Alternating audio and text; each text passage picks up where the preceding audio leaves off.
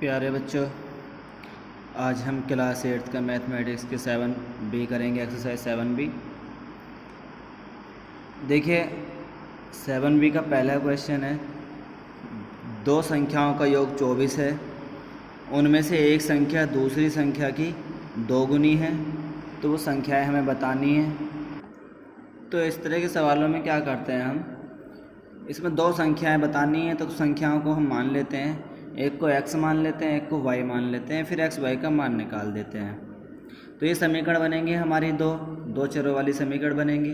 अभी हम पढ़ ही रहे थे एक्सरसाइज 7A में, जब दो चरों वाली समीकरण है हमारे पास तो उन्हें हम दो विधि से कर सकते हैं, प्रतिस्थापन से भी कर सकते हैं, विलोपन से भी कर सकते हैं। तो इस तरह से हम इसमें मान लेते हैं, इसका सोल्यूशन कर रहे हैं हम कि माना एक संख्या बराबर x तथा दूसरी संख्या हम y मान लेते हैं, तथा दूसरी संख्या बराबर y।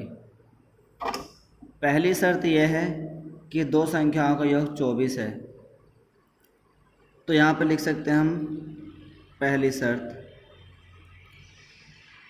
दोनों संख्याओं का हमने योग कर दिया, x और y का, कितनी आ गई 24। इसे समीकरण 1 बना लीजिए। दूसरी शर्त यह है कि उनमें से एक संख्या दूसरी संख्या की दोगुनी है। मान लीजिए एक संख्या ये है, दूसरी संख्या ये है, तो एक संख्या मान लीजिए यह दोगुनी है इसकी, तो इसमें दो से यदि गुणा करते हैं हम तो ये बराबर हो जाती है। तो ये, या फिर ये कह सकते हैं कि एक संख्या दूसरी की दोगुनी है, तो जिसकी दोगुनी बता रहा है वो जिसकी दोगुनी आ रहा है उसमें दो से गुणा कर दो, बीच में बराबर लगा दो। तो बराबर करने के लिए बराबर लगा देते हैं। तो ये हमारा x बराबर 2y हो गया, ये समीकरण 2 हो गई। देखिए यहाँ हम प्रतिस्थापन विधि से इसको आराम से कर सकते हैं। कैसे? समीकरण 2 में x का मान है 2y, इसको समीकरण 1 में लगा दो x की जगह। तो हम यहाँ लिख सकते हैं समीकरण 1 व 2 से,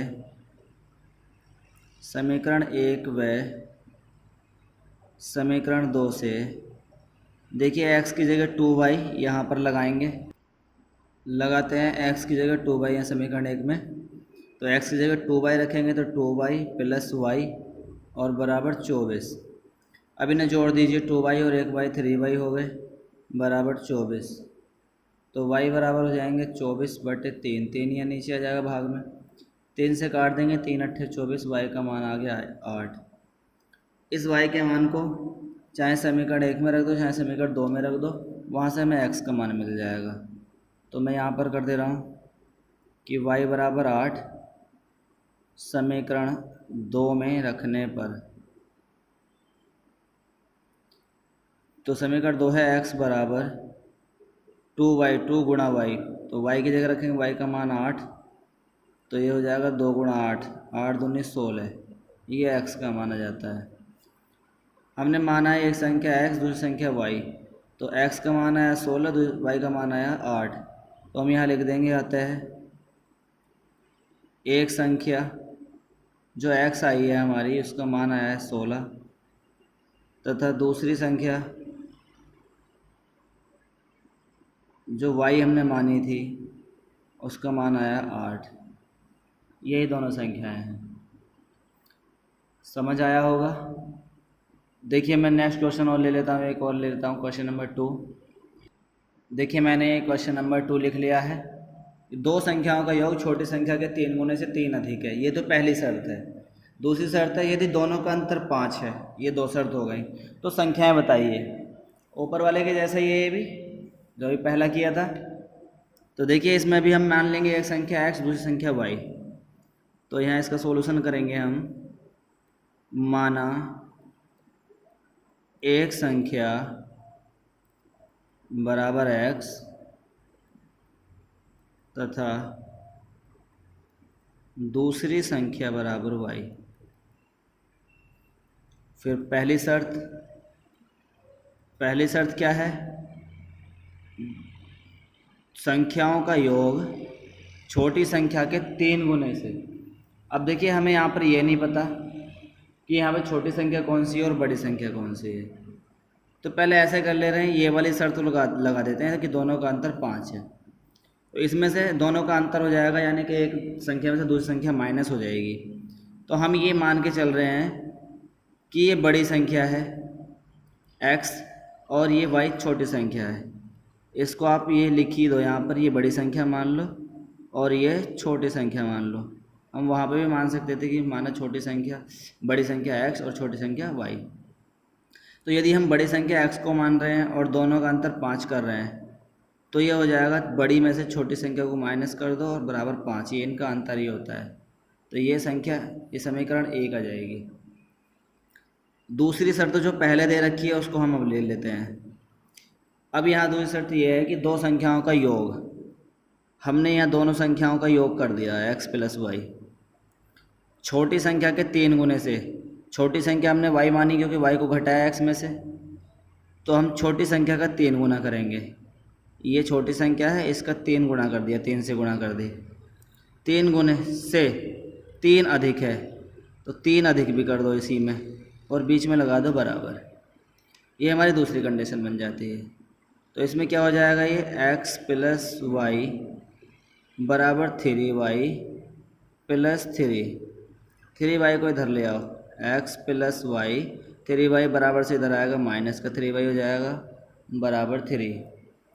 अब ये x 1y माइनस के 3y, ये बचेंगे माइनस के 2y बराबर 3। ये समीकरण 2 हो गई। अब यहाँ हम देख रहे हैं समीकरण 1 और समीकरण 2 को। ऊपर वाला सवाल हमने अभी प्रतिस्थापन विधि से किया था, इसको हम विलोपन विधि से भी कर सकते हैं क्योंकि विधि तो इसमें कोई सी दी नहीं है। यहाँ विलोपन से इसलिए कर सकते हैं, थोड़ा आसान हो जाएगा। ये x है, ये x है और x में से x घट जाएगा, घटा देंगे समीकरण को तो ये कट जाएगा। तो यहाँ पर हम ये कर सकते हैं कि समीकरण 1 में से, ये विलोपन विधि चल रही है, समीकरण 2 को घटाने पर, तो समीकरण 1 है x माइनस वाई बराबर 5, समीकरण 2 है x माइनस 2y बराबर 3। देखिए जब घटाते हैं तो चिन्ह बदल जाते हैं, ये प्लस का है माइनस का हो गया, माइनस का है ये प्लस का हो गया, और ये प्लस का है तो ये माइनस का हो जाएगा। इससे ये कट जाएंगे x से x। अब ये यहाँ प्लस का 2y है और ये माइनस का 1y है, तो यहाँ पर प्लस का 1y बचेगा। अभी 5 है, प्लस का माइनस का 3 है, 5 माइनस 3 ये 2 बचेगा, तो ये y का मान आ गया 2। इस y के मान को चाहे समीकरण 1 में रख दो या समीकरण 2 में रख दो। तो मैं यहाँ रख देता हूँ y का मान या y बराबर 2 समीकरण 1 में रखने पर। तो समीकरण 1 में रखेंगे, समीकरण 1 है x माइनस वाई, वाई की जगह रखेंगे 2 बराबर 5, तो ये हो जाएगा 5, 2 उधर जाके प्लस हो जाएगा, तो 5 और 2 जुड़ के कितने हो जाएंगे 7। ये हो गया x का मान। अब देखिए दोनों का अंतर 7 और 2 का अंतर 5 ही है ना, दोनों का अंतर 5 है, तो हमारे x का y का मान आ गया। तो संख्या बतानी थी, अतः एक संख्या लिख दो या बड़ी संख्या लिख दो। अतः एक संख्या x जो आई है वो हमारी 7 आई है, तथा दूसरी संख्या जो हमारी y आई है वो 2 आई है। बस इसमें इतना ही करेंगे। आशा करता हूँ वीडियो पसंद आएगा, दोनों सवाल समझ में आए होंगे। आगे के सवाल आप खुद करेंगे, अगर कोई नहीं होता है तो आप मुझसे पूछ सकते हैं, स्पेशली मैं आपको उस क्वेश्चन की वीडियो बना के दे दूँगा। लेकिन फिर मैं अगली एक्सरसाइज लूँगा, इससे पहले कि आप सारे सवाल करके देख लें। धन्यवाद।